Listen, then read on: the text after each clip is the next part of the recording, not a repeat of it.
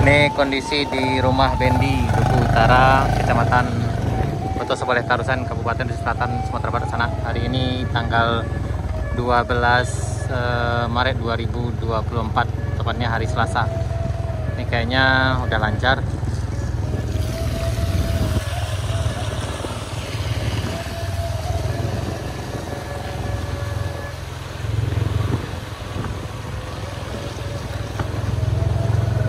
Yang timbunan yang di tepi jalan ini udah dibereskan.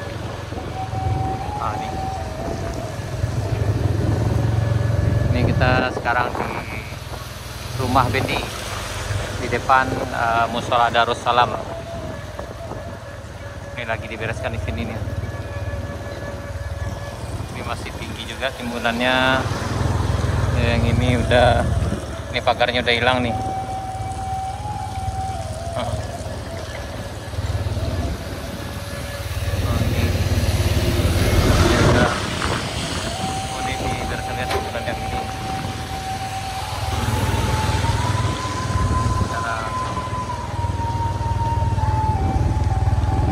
Jembatan yang putus. Beginilah kondisi di rumah Bendi sana.